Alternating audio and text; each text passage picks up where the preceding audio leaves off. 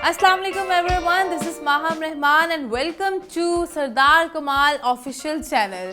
उम्मीद करती हूँ आप सब खैरियत से होंगे और आप देख रहे हैं रायता फ्री शो। तो हमेशा की तरह आज के भी हमारे गेस्ट जो हैं वो बहुत स्पेशल हैं। सो आइए अपना शो स्टार्ट करते हैं, लेकिन उससे पहले मैं आप सबसे गुजारिश करूंगी कि हमारा चैनल लाजमी सब्सक्राइब कर लीजिएगा और बेल आइकन का बटन लाजमी दबाइएगा ताकि सब वीडियोस नोटिफिकेशंस आप तक पहुंच सकें और आप हमारे चैनल के साथ जुड़े रहें। आज के हमारे गेस्ट हैं एक परदेसी बाबू जो रहते तो यूरोप में हैं लेकिन आजकल छुट्टी पर अपने वतन वापस आए हुए हैं, तो उन्हें हमने स्पेशल अपने शो में इन्वाइट किया है। तो आइए उनसे बात करते हैं। अस्सलाम वालेकुम नदीम साहब। वालेकुम सलाम। मैं जी थोड़ा बहुत शुक्रिया अदा करता, मैं थोड़ा बहुत सदर ममनून हाँ कि तुसी मैंने अपने शो च बुलाया जी।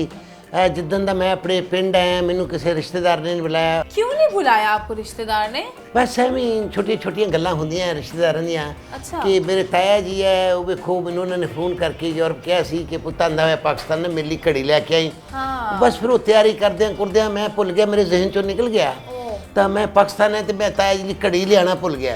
अच्छा। वो इस गल तो नाराज होए है भी तू मेरी घड़ी नहीं लैके आया, हालांकि उन्होंने घड़ी बिल्कुल फजूल होनी सी। वो क्यों? भी उन्होंने गुट वड्ढिया है, अगर इतने घड़ी पाते तो कितने भी तिलक के थले डिग पैनी सी, कोई फायदा नहीं। मेरी सखी भूआ देखो मेरे नाराज हुई है। लेकिन आपकी बुआ आपसे नाराज क्यों है? ओहो जी बुआ नहीं बुआ तो मैं खड़का के आया, भूआ ने बुआ नहीं खोलिया। वही दस रहे कि उन्होंने खोती सी जी। अच्छा। मैं यूरोप हाँ, वो खोती पिछों मर गई। भूआ जी मैनू कह रहे भी तू यूरोप तो फोन करके मेरी खोती का मैंने अफसोस क्यों नहीं किया। ਹੁਣ ਦੱਸੋ ਵੀ यूरोप च बंदे कितने होश है, खोतियां दे अफसोस करता फिरे। खाला मेरी मेरे नाल ओ नाराज। अब आपकी खाला को क्या हुआ? भाई खालू मेरा वड्डिया गया ना जी। हाँ, वो कैसे बड़े गए? नहीं खुदा ना खास्ता कोई दुश्मनी नहीं सी उन्हां दी, वो बस वो कमाद च सुते पे सन, उन्होंने कमाद वड्डिया विच खालू भी वड़ दिता। हालांकि कोई दुश्मनी हुंदी तो मैं कोई अफसोस करदा भी खालू नूं दुश्मनां ने वड़ दिता। वो तो कटक दे दौरान वड्डे गए, चलो हो गया, अल्लाह उन्होंने शुगर नसीब करे। होर तो होर मेरे बचपन का दोस्त है मैडम अपना तनवीर ढिड्डन, वो मेरे नाराज होया फिर मैंने बुला ही नहीं रहा। मैं कही यार की हो की गया? क्यों? भाई फोन करके मैंने यूरोप कहता भी यूरोप तो आंदा होया मेरे लिए पिशावरी चप्पल लैंदा है। हुण तुसीं आपे दसो भी पिशावरी चप्पल यूरोप तो कितनी महंगी पैंदी है, भी तो इत्थे ले लै ते दुकानां ते लगी है। छोटिया छोटिया गल्लां तो नाराज हो जांदे हैं। तो आप बाहर गए कैसे? ऐसे क्या मतलब? और मतलब की है जी, सब तो पहले साडे पिंड च ना जी मेरे मामे का लड़का वो बाहर गया सी जी। अच्छा। बस फिर उन्हें साडे पूरे पिंड का माहौल खराब करता। वो जो उन्हें पाकिस्तान वापस आना, इतने पाकिस्तान च गंजा होंदा सी। अच्छा। असं उन्हें ठूंगे मारते रहना, उन्हें कहना ओए गंजू ओ गंजू ओए गंजू ओए गंजू। वो बाहर चला गया जी। उत्थे जाके पता नहीं कोई लहरां बहरां जियां हो गई, पैसे भजवान लग पिया। इत्थे मामे दे टावर मारनी सी हुंदे। मामे ने पुराना मकान ढा के नवा मकान बना लिया, पिंड में बह जा हो गई। मामे ने सोने का दंद भी लवा लिया जी। अच्छा। मुंडा बाहर होंदा तो पूरे रौले पै गए पिंड च कि वेखो जो मुंडा बाहर गया उन्हें सोने का दंद लवा लिया। वो फिर एक बार मामे नूं डकैत पै गए, वो सोने का दंद मूँह चों कढ़ के लै गए। फिर उन्हें मुंडे ने जी बाहरों मेरे मामे के पुत्र ने ना 2 गार्ड रखे। अच्छा। फिर 2 दंद लवा के दिते मामे ने सोने के। उन्हें कहा भी हुण किसी ने मेरे प्यो का दंद कढ़िया ना तो मैं थोड़ी तनख्वाह बंद कर देनी। वो जो मैडम जी ने इत्थे पिंड आना ना तो गंजा हुंदा सी, एडे एडे झालरां उहदे वाल। उन्हें पिंड च मशहूर करता, कहना यूरोप का पानी बहुत अच्छा है, उत्थे बंदा जाता ना तो वाल उगन लग पैंदे। बस मैं की करा, वो जो उन्होंने नवी बिल्डिंग बनाई है होर, तो मेरे जोड़े वालद साहब से अल्लाह ने जनसिब करी, या मैनू उन्होंने कुट्टन लग पैना या मैनू उन्होंने गालां कड्ढन लग पईयां कि दीमिया वेला ही फिरी जाई, देख उधर और मेरे साले ने किहड़े किहड़े बिल्डिंगां बना लियां पिंड विच हैं, फिरी जा इत्थे ही, और या ट्रैक्टर मार के इन्हां दी बिल्डिंगां ढा दे तो या तू बाहर चल जा। मैं फिर भी अपने प्यो की गल ना मनी, मैं ना इत्थे मंगया होया सी पिंड अपने च। अच्छा। तो होर तो उन्होंने की किया कि मेरी मंगनी टुट गई, मैं तो वेला ही फिरदा सी। वो जी कुड़ी मेरे नाल मंगेतर सी मेरी, वो फिर मेरा जो मुंडा मामा नहीं बाहर वाला मेरे मामे का मुंडा, ਉਹਦੇ ਨਾਲ फिर ਉਹਦਾ ਵਿਆਹ हो गया। वो फिर जिदन मुंडे का विआह होया मेरे मामे वाले का, तो मैं जंजनाथ नहीं गया मामे के पुत्र दी नाल। वो जो विआह के लियाए ना मेरी मंगेतर नूं, अद्धा घंटा उन्हें साडे बूहे अगे ना के लुड्डी पाई, आवाजे बजाए, बड़का मारियां, तो उची उची कहण आ लै चले पिंड की रौनक, लै चले पिंड की रौनक। अल्लाह जानदा मैं अद्धा घंटा ना तूड़ी वाले कमरे च वड़ के रोंदा रहा। फिर मैं उत्थे फैसला किया कि हुण जे मैं पिंड च नहीं रहना, हुण ना बाहर ही जाना। बस फिर मैं जी पहुंचिया औखा सौखा होके ना ਫਿਰ ਇੱਕ ਏਜੰਟ ਨੂੰ ਪੈਸੇ ਦਿੱਤੇ, अच्छा 2 ਕਿੱਲੇ ਜ਼ਮੀਨ ਦੇ, 4 ਬੂਰੀਆਂ ਮੱਝਾਂ, 12 ਬੱਕਰੀਆਂ ਸੀ, ਉਹ ਵੀ ਮੈਂ ਵੇਚੀਆਂ। अच्छा ਮੈਂ ਕਿਹਾ ਬਾਹਰ ਜਾਣਾ, ਹੁਣ ਇਸ ਪਿੰਡ 'ਚ ਨਹੀਂ ਰਹਿਣਾ।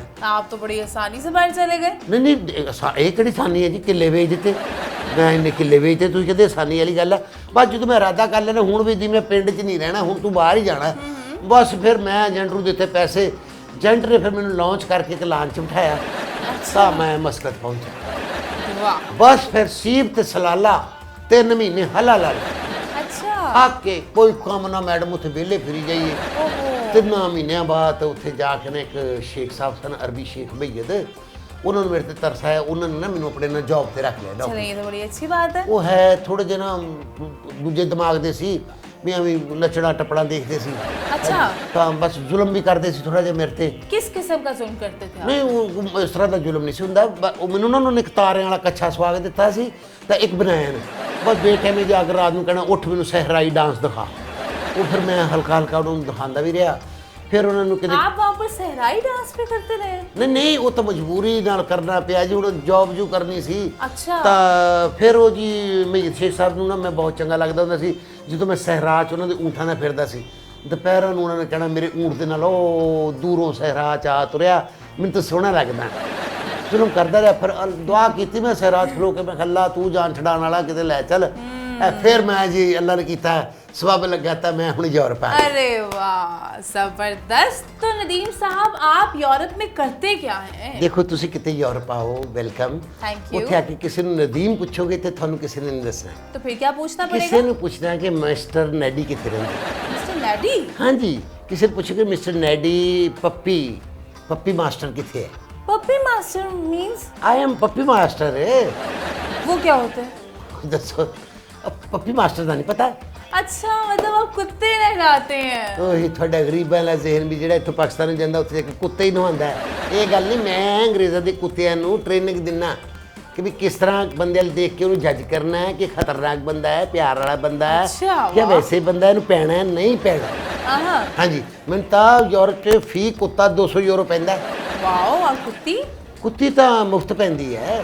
क्या मतलब है? ਉਹ ਤਾਂ ਮੈਂ ਪਿਆ ਹਾਂ, ਮੇਰੇ ਨਾਲ ਆ ਕੇ ਪੈ ਜਾਂਦੀ ਕੁੱਤੀ, ਮੈਂ ਰੱਖੀ ਹੈ ਨਾ ਕੁੱਤੀ, ਉਹ ਤਾਂ ਮੈਨੂੰ ਇੰਨਾ ਪਿਆਰ ਕਰਦੀ। ਕਈ ਵਾਰੀ ਰਾਤੀ ਮੈਂ ਉਹਨੂੰ ਕਿਹਾ ਕੁੱਤੀਏ ਬਾਹਰ ਆ ਜਾ, ਬਾਹਰ ਆ ਜਾ ਕੁੱਤੀਏ, ਚੱਲ ਗੋ ਟੂ ਸਵਿਮਿੰਗ ਪੂਲ, ਤਾਂ ਕੁੱਤੀ ਮੇਰੀ ਨਹੀਂ ਗੱਲ ਮੰਨਦੀ, ਸਵਿਮਿੰਗ ਪੂਲ ਤੇ ਜਾ ਕੇ ਬਹਿ ਜਾਂਦੀ ਹੈ।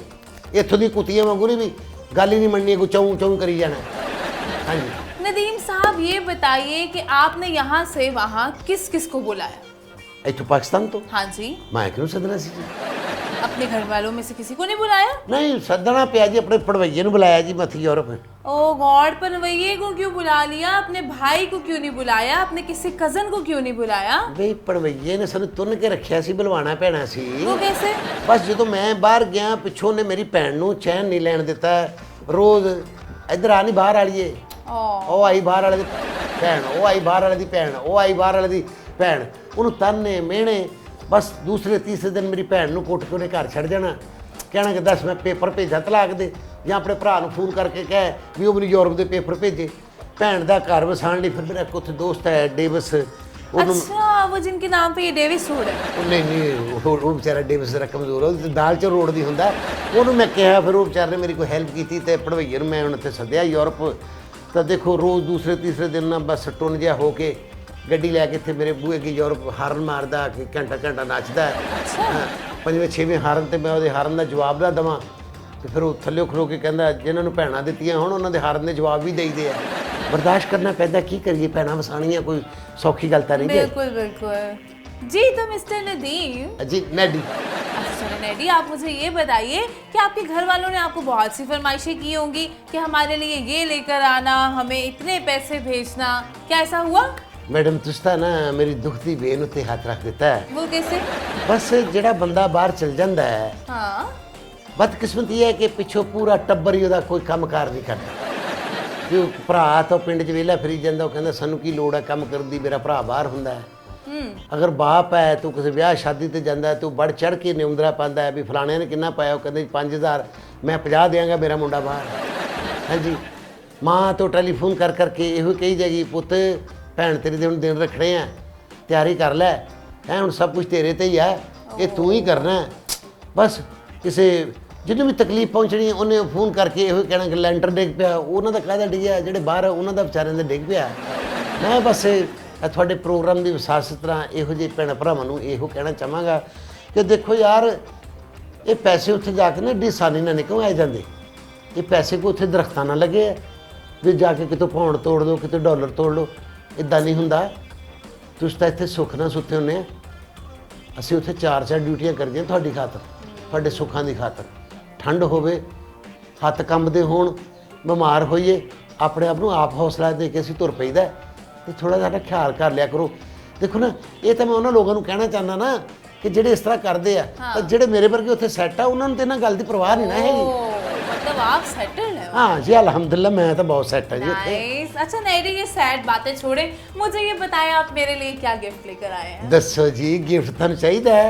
बिल्कुल। देखो थोड़ा साडा तामन चलता रहा ना, हाँ। तो अगले साल गिफ्ट थोड़ी झोली च होएगा। क्या मतलब है आपका? नहीं, मेरे कहने का मतलब तुम गलत समझ गए हैं। मेरा मतलब कि मैं साल बाद आना हुंदा ना, हुण साल बाद आऊँगा तो मैं थोड़े लिए गिफ्ट लैके आवांगा। ਇਹ ਜਿਹੜੇ मैं गिफ्ट लैके आया, मेरे सुते पे घर वाले ने मेरे टैची पाड़ते, मेरे बैग पाड़ते, अपनी अपनी मर्जी से गिफ्ट कट के लै गए। 1 साल के बाद आप मुझे गिफ्ट देंगे? ना तो फिर तुसी को कोशिश करके उत्थे गिफ्टो गिफ्ट ही कर देंगे, किहड़ी गल है जी? जी तो नैडी ये बताइए। नैडी मैं यूरोप से, इत्थे मैं नदीम चीमा। अच्छा चलिए नदीम साहब, ये बताइए कि आपने अभी तक शादी क्यों नहीं की? शादी तो डिमांड तो तुहाडे चीमे दी नैडी दी यूरोप च बहुत है जी। उत्थे कुड़ियां अंग्रेज मेरे पीछे पागल होइयां फिरदियां। अंग्रेज लड़कियां आपके पीछे पागल हैं? मैडम यकीन तुसीं गाने देखे होने, ਜਿਹੜੀਆਂ ਕੁੜੀਆਂ ਪੈਪ ਫੜ ਕੇ ਘੁੰਮ ਰਹੀਆਂ, हाँ ਜਿਹੜੀਆਂ ਕੁੜੀਆਂ ਗਾਣੇ ਚ ਉਲਟਬਾਜ਼ੀਆਂ ਲਾ ਰਹੀਆਂ, हाँ। ਉਹ ਤੁਹਾਡੇ ਨੈਡੀ ਪਿੱਛੇ ਪਾਗਲ ਹੋਈਆਂ। ਉਹ ਜਦੋਂ ਘੁੰਮਦੀਆਂ ਨਾ ਪਿੱਛੇ, अगर गाना ना लगा हो तो साफ सुने, needy Cheema needy Cheema needy Cheema needy Cheema needy Cheema needy Cheema needy Cheema needy Cheema, वो कहदियाँ फिरदियाँ पूरी यूरोप च। मगर मैं तो दिल ना सोचा, मैं पाकिस्तानी हाँ, तो मैं पाकिस्तान ही अपनी शादी करांगा अल्हम्दुलिल्लाह। मैंने अपने वतन नाल प्यार है, तो मैं अपनी वालदा ਨੂੰ कहता कि बस ठीक है, तुसीं वो कुड़ी देख लो, चलो कोई नहीं, भावें कोई एंकर भी होवे तो चलेगा, मैं करांगा ब्याह। आपसे कौन सी एंकर शादी करेगी?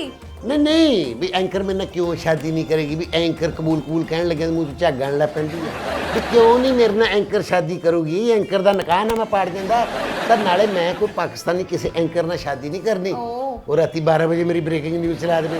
मैं कोई यूरोपीय एंकर की गल कर रहा सी, तुसीं किसी खुशफहमी च रह रहे ना। Thank you very much Nadeem साहब कि आप हमारे शो में तशरीफ़ लाए।